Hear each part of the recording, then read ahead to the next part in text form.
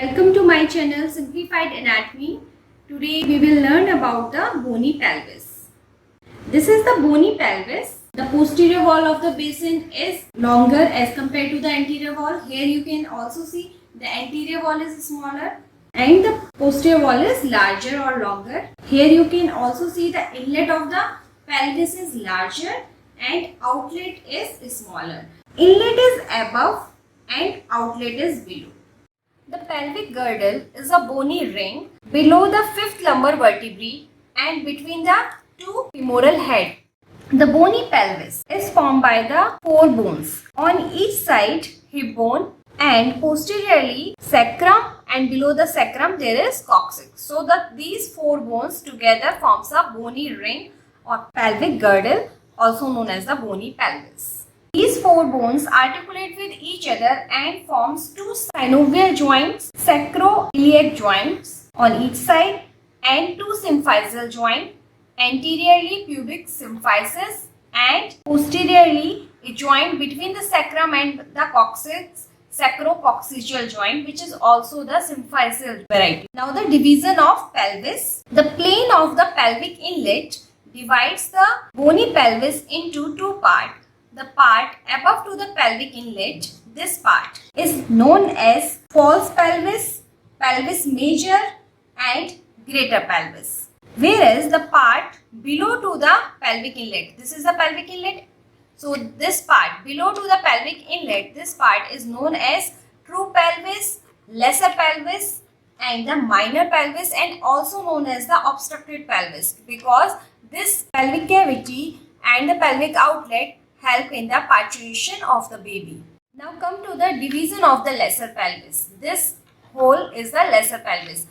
This is the pelvic inlet and the bony pelvis below to the pelvic inlet is known as the lesser pelvis. So the lesser pelvis, this area divided into three parts. First, the upper part is known as the pelvic inlet or the pelvic brim. Then this part is known as the pelvic cavity, and this is the outer part, and this part is known as the pelvic outlet. Here you can see this is the pelvic outlet or the outer part of the lesser pelvis. Now come to the anatomical position of the bony pelvis. The pubis symphysis lie in the mid-sagittal plane and the pubic tubercle and anterior superior iliac spine lie in the same coronal plane. So this is the anatomical position of the bony pelvis. Now the boundaries of pelvic inlet are anteriorly the upper margin of pubic symphysis, posteriorly sacral promontory, this is known as the sacral promontory, then ala of sacrum, and on each side it is formed by the linea terminalis, which is formed by the arcuate line of ilium, pecten pubis and upper part of pubis symphysis. So this is the linea terminalis. So this pelvic inlet is formed by the sacral promontory, ala of sacrum and linea terminalis. So this is the pelvic inlet. Now the articular contribution of the pelvic inlet. Anteriorly, the two pubic bones join and form pubic symphysis joint. So anteriorly the pubis symphysis and posterolaterally it formed by the sacroiliac joint. Now the boundaries of pelvic cavity. Anteriorly by the pubic symphysis, then body of the pubis, rami of the pubis, pelvic surface of the ischium and the ilium, pelvic surface of the sacrum. These are the boundaries of pelvic cavity. Now boundary of pelvic outlet. This is pelvic outlet. Anteriorly, the boundary is formed by the lower border of pubic symphysis. Then posteriorly it formed by the tip of coccyx. On each side, half of the pubic arch, then ischiopubic rami, ischial tuberosity, and a ligament is attached from the posterior part of the ischial tuberosity to the posterior border of the ilium. Like this. This ligament is known as the sacrotuberous ligament. So the posterior boundary is formed by the sacrotuberous ligament. So this is the pelvic outlet. This is known as the subpubic arch. Subpubic arch is formed by the inferior margin of the pubic symphysis and adjacent part of the inferior pubic rami. These together forms a subpubic arch, and in case of the female, the angle between the subpubic arch is more than 90 degree, and this type of arch is known as gynecoid pelvis, whereas in case of the male, this arch is acute, less than 90, and this type of the pelvis is known as android type. Now the function of pelvis, it help in the locomotion, it help in weight transmission, it provide the area for the muscular attachment, it protect the pelvic viscera. In the pelvic cavity, in case of the male, urinary bladder lie anteriorly and rectum lie posteriorly, but in case of the female, urinary bladder lie anteriorly, in the middle there is presence of the uterus and then rectum.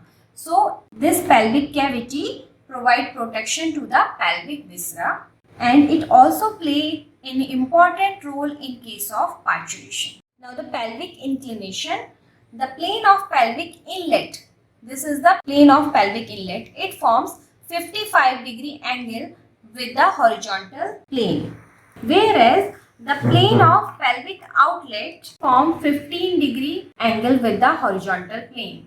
Now the axis of pelvis, axis of inlet is perpendicular to the plane of the pelvis. This is the plane of pelvis.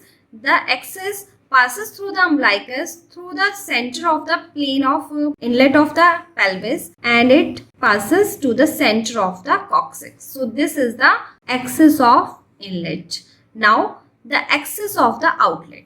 Axis of the outlet is passes through the center of the anteroposterior axis of the outlet. It passes from the center, and when it passes upward, it reaches up to the sacral promontory.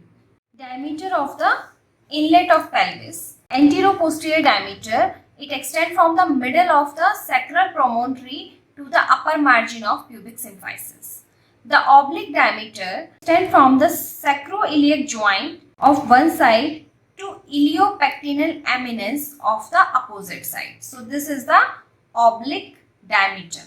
Now the transverse diameter of the pelvic inlet, it is the greatest width of the inlet. This is the transverse diameter, and this transverse diameter divides this pelvic cavity into two parts, anterior segment and the posterior segment. The diameter of the pelvic cavity, anteroposterior diameter, it extends from the middle of the pubic symphysis to the middle of the body of second and the third sacral vertebrae. So this is the anteroposterior diameter of the pelvic cavity. Oblique diameter, it is the distance from the lower end of the sacroiliac joint of one side to the middle of obturator membrane of the opposite side. The transverse diameter of the pelvic cavity, it is the greatest width of the cavity. Now the diameter of the pelvic outlet. Anteroposterior diameter, it start anteriorly, it extends from the lower border of the pubic symphysis to the tip of coccyx. Oblique diameter is the distance between the middle of the sacrotuberous ligament one side and the junction of the ischio and pubic rami of the opposite side. The transverse diameter, it is the distance between the inner margin of the two ischial tuberosity. Between the inner margin of the two ischial tuberosity. This is the transverse diameter of the pelvic outlet. So now let's learn about the difference between the male and female bony pelvis. In case of the male, the bony pelvis is thick and heavy. In case of the female, the bony pelvis is thin and light. The marking for the muscular attachment, more marked in case of the female and less prominent in case of the male. False pelvis. This is the false pelvis.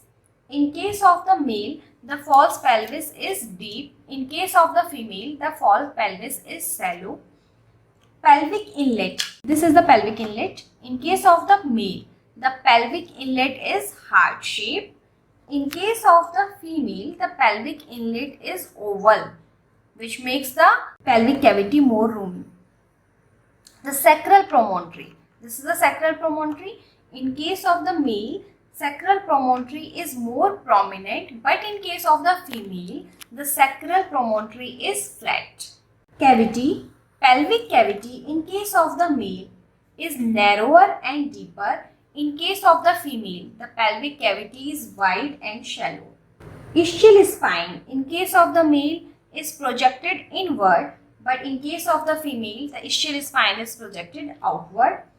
Subpubic arch. This is the subpubic arch. In case of the male, it is less than 90 degree or acute, and in case of the female, it is wider, more than 90 degree. Operator foramen. This is the operator foramen. In case of male, it is triangular, but in case of the female, the operator foramen is oval. The sacrum, in case of the male, the sacrum is longer, narrower and evenly curved, but in case of the female, it is wider, shorter and bent sharply forward in the lower part. The sacral index is lesser in case of the male and it is greater in case of the female. Now the pelvic outlet comparatively small in case of the male and large in case of the female. So these are the few points of the gender difference. So this is all about the bony pelvis. Thank you.